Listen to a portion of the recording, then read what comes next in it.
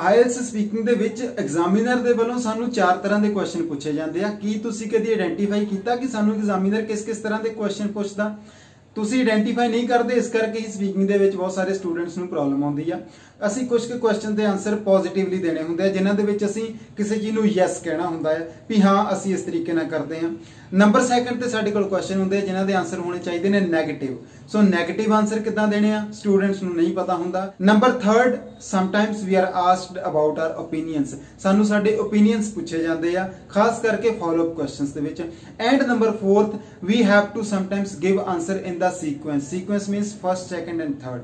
ਸੋ actual ਦੇ ਵਿੱਚ student ਇਹ ਚੀਜ਼ਾਂ ਇੰਪੋਰਟੈਂਟ ਕਿਉਂ? ਇੰਪੋਰਟੈਂਟ ਇਸ ਕਰਕੇ ਆ ਕਿ ਸਟੂਡੈਂਟ ਅਕਸਰ ਕਹਿੰਦੇ ਸਰ ਸਾਡੇ ਸਪੀਕਿੰਗ ਚੋਂ ਬੈਂਡ ਨਹੀਂ ਆ ਰਹੇ। ਸਪੀਕਿੰਗ ਬਹੁਤ ਵਧੀਆ, ਗ੍ਰਾਮਰ ਵੀ ਆਉਂਦੀ ਆ, ਵੋਕੈਬਲਰੀ ਵੀ ਆਉਂਦੀ ਆ, ਬਟ ਰੀਜ਼ਨ ਇਹੀ ਹੈ ਸਟੂਡੈਂਟਸ ਕਿ ਤੁਹਾਨੂੰ ਇਹ ਨਹੀਂ ਪਤਾ ਕਿ ਚਾਰੋਂ ਹੀ ਕੁਐਸਚਨਸ ਨੂੰ ਕਲਾਸੀਫਾਈ ਕਰਕੇ ਆਨਸਰ ਕਿਦਾਂ ਡਿਫਰੈਂਟ ਤਰੀਕੇ ਨਾਲ ਦੇਣੇ ਆ।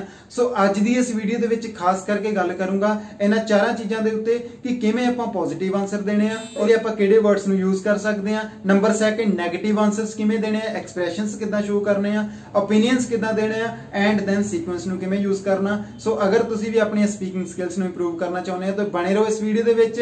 ਐਂਡ ਤੱਕ ਜਾਂਦੇ ਜਾਂਦੇ ਡੈਫੀਨੇਟਲੀ ਤੁਸੀਂ ਆ ਸਪੀਕਿੰਗ ਸਕਿੱਲਸ ਨੂੰ ਇੰਪਰੂਵ ਕਰਕੇ ਜਾਓਗੇ, that is my guarantee. So let's get started. ਚਾਰੋਂ ਚੀਜ਼ਾਂ ਕਿਵੇਂ ਇਹਨਾਂ ਨੂੰ ਸਮਝਾਂਗੇ, ਸਟਾਰਟ ਕਰਦੇ ਆ ਆਪਣੇ number 1 tip, that is positive answers. Let me take an example. Do you like fast food? Yes, I like fast food. Do you like traveling? Yes, I like traveling. So ਇਹ ਵਾਲੇ questions ਤੇ ਮੈਂ answer ਦੇ ਰਿਹਾ yes ਦੇ ਵਿੱਚ। ਪਹਿਲੀ important ਜਿਹੜੀ ਚੀਜ਼ ਸਟੂਡੈਂਟ ਹੈਗੀ, ਜਦੋਂ ਵੀ ਤੁਸੀਂ ਪੋਜ਼ਿਟਿਵ ਕੁਐਸਚਨਸ ਦੇ ਆਨਸਰ ਦੇਣੇ ਆ ਤੁਹਾਡੇ ਫੇਸ ਦੇ ਉੱਤੇ ਸਮਾਈਲ ਦਾ ਹੋਣਾ ਬਹੁਤ ਜ਼ਿਆਦਾ ਜ਼ਰੂਰੀ ਆ। ਬਿਕੋਜ਼ ਜਦੋਂ ਅਸੀਂ ਪੋਜ਼ਿਟਿਵ ਕਿਸੇ ਚੀਜ਼ ਨੂੰ ਹਾਂ ਕਹਿੰਦੇ ਆ ਤੇ ਡੈਫੀਨੇਟਲੀ ਅਸੀਂ ਖੁਸ਼ ਹੁੰਦੇ ਹਾਂ ਉਸ ਚੀਜ਼ ਦੇ ਲਈ। ਸੋ ਫੇਸ ਦੇ ਉੱਤੇ ਸਮਾਈਲ ਦਾ ਹੋਣਾ ਬਹੁਤ ਜ਼ਰੂਰੀ ਆ। And number second, always show expressions enthusiastically.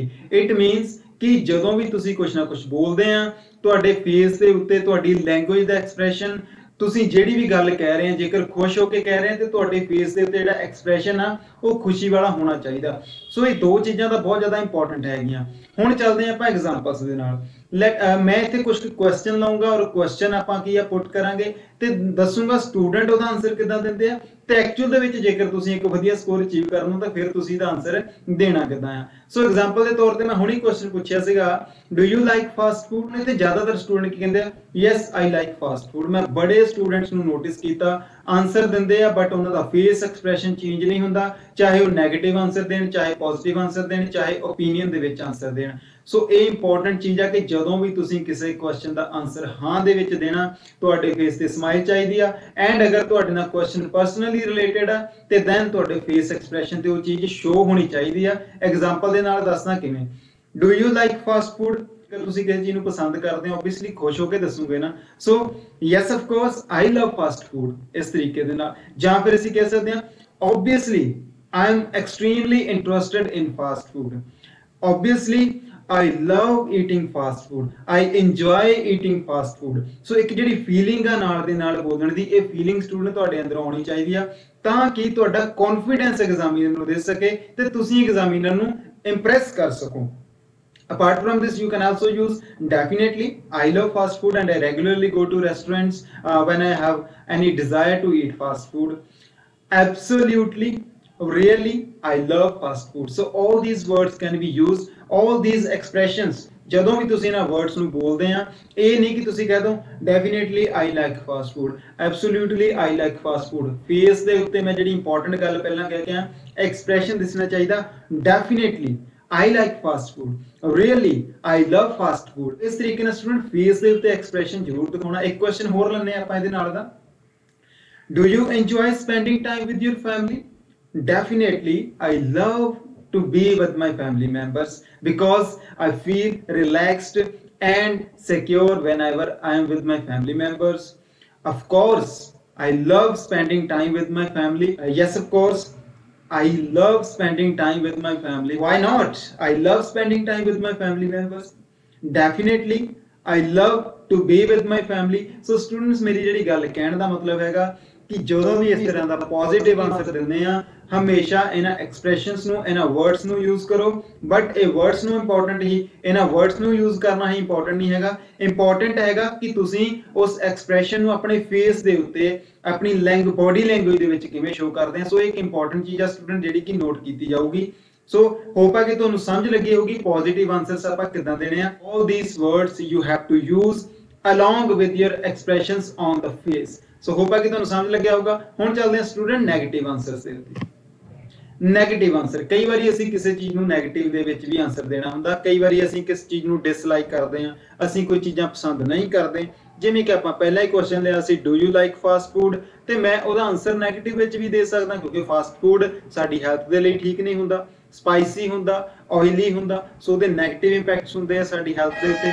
ਸੋ ਜ਼ਰੂਰੀ ਨਹੀਂ ਹੈਗਾ ਕਿ ਮੈਂ ਆਨਸਰ ਪੋਜ਼ਿਟਿਵ ਹੀ ਦੇਣਾ, ਮੈਂ ਨੈਗੇਟਿਵ ਆਨਸਰ ਵੀ ਤਾਂ ਦੇ ਹੀ ਸਕਦਾ, ਬਟ ਨੈਗੇਟਿਵ ਆਨਸਰ ਦੇਣ ਦੇ ਲਈ it is not important you have to say no only। ਵੀ ਐਗਜ਼ਾਮਪਲ ਦੇ ਤੌਰ ਤੇ do you like fast food, no I don't like fast food, ਜਾਂ ਫਿਰ ਕਈ ਸਟੂਡੈਂਟ ਕਹਿੰਦੇ ਆ no। ਐਕਚੁਅਲ ਦੇ ਵਿੱਚ ਤੁਸੀਂ ਇੰਗਲਿਸ਼ ਬੋਲ ਕੇ ਦੱਸਣੀ ਹੈ, ਤੇ ਇੰਗਲਿਸ਼ ਤਾਂ ਹੀ ਬੋਲੋਗੇ ਜੇਕਰ ਤੁਹਾਡੀ ਫੇਸ ਦੇ ਐਕਸਪ੍ਰੈਸ਼ਨ, ਤੁਹਾਡੀ ਬਾਡੀ ਲੈਂਗੁਏਜ ਵੀ ਐਕਚੁਅਲ ਦੇ ਵਿੱਚ ਲੈਂਗੁਏਜ ਨੂੰ ਬੋਲ ਰਹੀ ਹੈ, ਇੰਗਲਿਸ਼ ਨੂੰ ਬੋਲ ਰਹੀ ਹੈ। ਸੋ ਦੋਨੋਂ ਚੀਜ਼ਾਂ ਜਦੋਂ ਕੰਬੀਨੇਸ਼ਨ ਕਰਦੀਆਂ ਦੈਨ ਹੀ ਤੁਸੀਂ ਇੱਕ ਵਧੀਆ ਸਕੋਰ ਅਚੀਵ ਕਰ ਸਕਦੇ ਆ, ਤੁਸੀਂ ਆਪਣਾ ਇੰਪ੍ਰੈਸ਼ਨ ਐਗਜ਼ਾਮੀਨਰ ਦੇ ਉੱਤੇ ਸ਼ੋ ਕਰ ਸਕਦੇ ਆ। ਸੋ ਨੈਗੇਟਿਵ ਆਨਸਰ ਦੇ ਵਿੱਚ ਪਹਿਲੀ ਚੀਜ਼ ਸਟੂਡੈਂਟਸ, ਕਦੀ ਵੀ ਤੁਸੀਂ ਇਕੱਲਾ ਨੋ ਨਹੀਂ ਕਹਿਣਾ, ਜਾਂ ਫਿਰ ਇਹ ਨਹੀਂ ਕਹਿਣਾ ਕਿ no I don't like fast food. ਇਹਨੂੰ ਅਸੀਂ ਅਲੱਗ ਤਰੀਕੇ ਨਾਲ, ਥੋੜਾ ਡਿਫਰੈਂਟ ਤਰੀਕੇ ਨਾਲ ਐਂਡ ਇਫੈਕਟਿਵਲੀ ਕਹਿ ਸਕਦੇ ਹਾਂ। Let me take an example, to be honest I don't have interest in fast food because it is too oily and spicy. So to be honest ਦਾ ਮੀਨਸ ਕੀ ਹੋ ਗਿਆ ਕਿ ਮੈਂ ਆਨਸਰ ਤਾਂ ਨੈਗੇਟਿਵ ਦੇ ਰਿਹਾ, ਬਟ ਮੇਰਾ ਜਿਹੜਾ ਫੇਸ ਦਾ ਐਕਸਪ੍ਰੈਸ਼ਨ ਆ ਥੋੜਾ ਜਿਹਾ ਪੋਜ਼ਿਟਿਵ ਆ, ਫਿਰ ਵੀ ਮੈਂ ਸਮਾਈਲ ਦੇ ਨਾਲ ਆਨਸਰ ਦੇ ਰਿਹਾ। So I can also say honestly I don't like eating fast food because it's not good for our health। So honestly, to be honest, negative words ਦੇ ਵਿੱਚ, negative questions ਤੇ answers ਦੇ ਵਿੱਚ ਜ਼ਰੂਰ ਯੂਜ਼ ਕਰਿਆ ਕਰੋ, ਤਾਂ ਕਿ ਤੁਸੀਂ ਜੋ ਵੀ ਗੱਲ ਕਹਿ ਰਹੇ ਹੋ ਉਹ ਤੁਸੀਂ ਆਪਣੇ ਦਿਲੋਂ ਕਹਿ ਰਹੇ ਹੋ, ਐਂਡ ਤੁਸੀਂ ਸਿੱਧਾ ਨੋ ਕਹਿਣ ਦੇ ਨਾਲੋਂ ਇਸ ਤਰੀਕੇ ਨਾਲ ਕਹਿ ਸਕਦੇ ਹੋ। ਇੱਕ ਹੋਰ ਐਗਜ਼ਾਮਪਲ ਲੈਂਦੇ ਹਾਂ students, have you ever visited any country before? Unfortunately, ਹੁਣ ਇੱਥੇ ਸਟੂਡੈਂਟ ਕੀ ਕਹੂਗਾ, no I have never visited any country, no I have never been to any country। So apart from this you can say unfortunately I have never visited any country in my life yet। ਜਾਂ ਫਿਰ ਤੁਸੀਂ ਕਹਿ ਸਕਦੇ ਹੋ well I have never got an opportunity, I have never got a chance to visit any country in my life yet। So ਦੋਨੋਂ words ਨੂੰ combine ਵੀ ਕਰ ਸਕਦੇ ਹਾਂ। Unfortunately, I have never got an opportunity to visit any country in my life, but I wish I could get a chance in future, and I would definitely like to visit a particular country in my future। Question students ਹੋਰ ਲੈਣੇ ਆ। Did you play any sport when you were in your school? Unfortunately, I couldn't get any opportunity to become a part of a competition, but to be honest, I had a wish to play sports, but as I was not active, so I couldn't take that। Even I was most interested in my studies, I think that is the another reason I could not get a chance to take part in any competition। ਇਸ ਤੋਂ ਇਲਾਵਾ have you ever met your favorite sports star? Unfortunately, I have never got an opportunity to have a meeting with my favorite sports star। I always desire to meet one of my favorite sports star, that is Mr. Virat Kohli। So hope ਹੈ ਕਿ ਤੁਸੀਂ ਸਮਝ ਰਹੇ ਹੋਵੋਗੇ ਕਿ ਕੀ ਮੈਂ ਕਹਿਣਾ ਚਾਹੁੰਦਾ ਵੀ ਆਨਸਰ ਦੇਣੇ ਕਿੱਦਾਂ ਆ। ਆਪਾਂ ਨੈਗੇਟਿਵ ਆਨਸਰ ਨੂੰ ਵੀ ਪੋਜ਼ਿਟਿਵ ਵੇ ਦੇ ਵਿੱਚ ਦੇਣ ਦੇ ਲਈ ਆਪਾਂ ਇਹਨਾਂ ਵਰਡਸ ਨੂੰ ਯੂਜ਼ ਕਰਨਾ, ਤਾਂ ਕਿ ਐਗਜ਼ਾਮੀਨਰ ਨੂੰ, ਤੁਹਾਡੀ ਸਕਿੱਲ ਐਗਜ਼ਾਮੀਨਰ ਨੂੰ ਲੱਗੇ ਕਿ ਹਾਂ ਜਦੋਂ ਵੀ ਸਟੂਡੈਂਟ ਇੰਗਲਿਸ਼ ਬੋਲ ਰਿਹਾ ਉਹਦੇ ਅੰਦਰ ਕੌਨਫੀਡੈਂਸ ਆ, ਉਹ ਡਰ ਨਹੀਂ ਰਿਹਾ ਹੈਗਾ ਇੰਗਲਿਸ਼ ਨੂੰ ਬੋਲਣ ਲਈ। ਸੋ ਪ੍ਰੈਕਟਿਸ ਕਰੋ ਇਹਨਾਂ ਵਰਡਸ ਨੂੰ ਲੈ ਕੇ। ਹੋਪ ਹੈ ਕਿ ਤੁਹਾਨੂੰ ਸਮਝ ਲੱਗ ਰਹੀ ਹੋਊਗੀ ਐਂਡ ਤੁਸੀਂ ਸਮਝ ਰਹੇ ਹੋਵੋਗੇ ਕਿ ਕਿਵੇਂ ਆਪਾਂ ਆਨਸਰ ਦੇਣਾ ਆ। ਨੈਕਸਟ ਚੱਲਦੇ ਆ ਓਪੀਨੀਅਨਸ ਦੇ ਉੱਤੇ। थर्ड नंबर ਤੇ ਜਾਣ ਤੋਂ ਪਹਿਲਾਂ ਮੈਂ ਤੁਹਾਨੂੰ ਇੱਕ ਰਿਕੁਐਸਟ ਕਰਨਾ ਚਾਹੁੰਦਾ ਕਿ ਜੇਕਰ ਤੁਸੀਂ ਇਸ ਤਰ੍ਹਾਂ ਦੀਆਂ ਵੀਡੀਓਜ਼ ਦੇਖਣਾ ਚਾਹੁੰਦੇ ਹੋ ਔਰ ਤੁਸੀਂ ਚਾਹੁੰਦੇ ਹੋ ਕਿ ਤੁਹਾਨੂੰ YouTube ਦੇ ਉੱਤੇ ਵੀ ਨਾ ਆਉਣਾ ਪਵੇ, ਤੇ ਅੱਜ ਹੀ ਡਾਊਨਲੋਡ ਕਰ ਲਓ touch sky education and immigration the Android app. And ਅਗਰ ਤੁਸੀਂ iOS ਤੇ ਹੋ ਤਾਂ ਮੈਨੂੰ WhatsApp ਤੇ ਮੈਸੇਜ ਕਰਕੇ ਮੇਰੇ ਕੋਲੋਂ ਲਿੰਕ ਲੈ ਸਕਦੇ ਹੋ, ਜਿਸ ਤੇ ਤੁਸੀਂ iOS ਤੇ ਵੀ ਆਪਣੀ ਐਪ ਨੂੰ ਡਾਊਨਲੋਡ ਕਰ ਸਕਦੇ ਆ। ਐਪ ਨੂੰ ਡਾਊਨਲੋਡ ਕਰਨ ਦੇ ਬੈਨੀਫਿਟਸ ਕੀ ਆ ਕਿ ਤੁਹਾਨੂੰ ਉੱਥੇ ਫ੍ਰੀ ਵੀਡੀਓਜ਼ ਦੇਖਣ ਨੂੰ ਮਿਲਣਗੀਆਂ, ਟੈਸਟ ਅਸੀਂ ਹਮੇਸ਼ਾ ਅਪਲੋਡ ਕਰਦੇ ਰਹਿੰਦੇ ਹਾਂ ਜਿਨ੍ਹਾਂ ਨੂੰ ਦੇਖ ਕੇ ਤੁਸੀਂ ਆਪਣੀ ਵੋਕੈਬਲਰੀ, ਤੁਸੀਂ ਆਪਣੀ ਗ੍ਰਾਮਰ ਸਕਿੱਲਸ ਨੂੰ ਇੰਪਰੂਵ ਕਰ ਸਕਦੇ ਆ। Even you can get daily speaking questions and ideas in order to improve your idea bank and vocabulary. So student ਅੱਜ ਹੀ ਡਾਊਨਲੋਡ ਕਰੋ ਮੇਰੀ touch sky education and immigration ਦੀ ਐਪ ਨੂੰ ਤੇ ਇੰਜੋਏ ਕਰੋ ਫ੍ਰੀ ਮਟੀਰੀਅਲ ਨੂੰ। इस तो इलावा स्टूडेंट्स मेरे फेसबुक एंड इंस्टाग्राम पेज ਨੂੰ ਵੀ ਫੋਲੋ ਕਰਨਾ ਨਾ ਭੁੱਲਣਾ, ਜਿੱਥੇ ਤੁਹਾਨੂੰ ਰੀल्स ਦੇ ਜ਼ਰੀਏ ਅਲੱਗ-ਅਲੱਗ ਤਰ੍ਹਾਂ ਦੀ ਵੋਕੈਬਲਰੀ ਦੇਖਣ ਨੂੰ ਮਿਲਦੀ ਆ। ਤੇ ਸਭ ਤੋਂ ਇੰਪੋਰਟੈਂਟ ਚੀਜ਼ ਸਟੂਡੈਂਟਸ, YouTube ਦੇ ਉੱਤੇ ਮੇਰੇ ਚੈਨਲ ਨੂੰ ਸਬਸਕ੍ਰਾਈਬ ਜ਼ਰੂਰ ਕਰ ਲਵੋ। ਅਗਰ ਵੀਡੀਓਜ਼ ਚੰਗੀਆਂ ਲੱਗਦੀਆਂ ਤੇ ਡੈਫੀਨਿਟਲੀ ਤੁਸੀਂ ਮੇਰੇ ਚੈਨਲ ਨੂੰ ਸਬਸਕ੍ਰਾਈਬ ਕਰਨਾ ਆ ਤੇ ਬਾਕੀ ਨਾਲ ਵੀ ਸ਼ੇਅਰ ਕਰਨਾ ਹੈ। ਸਟੂਡੈਂਟਸ ਮੈਂ ਚਾਹੁੰਦਾ ਕਿ YouTube ਦੇ ਉੱਤੇ ਮੇਰੇ 1000 ਸਬਸਕ੍ਰਾਈਬਰ ਜਲਦੀ ਪੂਰੇ ਹੋਣ, ਜਿਹਦੇ ਵਿੱਚ ਤੁਸੀਂ ਹੀ ਮੇਰੀ ਹੈਲਪ ਕਰ ਸਕਦੇ ਆ। ਸੋ ਸਟੂਡੈਂਟ ਜਲਦੀ ਤੋਂ ਜਲਦੀ ਸਬਸਕ੍ਰਾਈਬ ਕਰਕੇ ਸਬਸਕ੍ਰਾਈਬਰ ਵਧਾਓ ਐਂਡ ਮੈਨੂੰ ਮੋਟੀਵੇਸ਼ਨ ਦਿਓ ਕਿ ਮੈਂ ਤੁਹਾਡੇ ਲਈ ਹੋਰ ਇਸ ਤਰ੍ਹਾਂ ਦਾ ਕੰਟੈਂਟ ਲੈ ਕੇ ਆਉਂਦਾ ਰਹਾਂ। ਸੋ ਸਟੂਡੈਂਟ ਨੈਕਸਟ ਚੱਲਦੇ ਹਾਂ ਹੁਣ ਆਪਾਂ ਓਪੀਨੀਅਨਸ ਦੇ ਉੱਤੇ। Sometimes we are asked about our opinions, ਸਾਨੂੰ ਸਾਡੇ ਓਪੀਨੀਅਨ ਪੁੱਛੇ ਜਾਂਦੇ ਆ, ਖਾਸ ਕਰਕੇ ਫੋਲੋ ਅਪ ਕੁਐਸਚਨਸ ਦੇ ਵਿੱਚ ਪਾਰਟ 3 ਦੇ ਵਿੱਚ। ਕੁਐਸਚਨ ਨਾਰਮਲੀ ਕਿਦਾਂ ਦੇ ਹੁੰਦੇ ਆ? Do you think something, what according to you, ਜਾਂ ਫਿਰ what is your opinion about something। ਸੋ ਇਸ ਤਰੀਕੇ ਦੇ ਕੁਐਸਚਨ ਹੋ ਸਕਦੇ ਆ। ਮੈਂ ਐਗਜ਼ਾਮਪਲ ਦੇ ਨਾਲ ਵੀ ਅਗਰ ਤੁਹਾਨੂੰ ਦੱਸਾਂ ਤੇ ਐਗਜ਼ਾਮਪਲ ਆਪਾਂ ਲੈ ਸਕਦੇ ਹਾਂ। Do you think online shopping is becoming common in these days.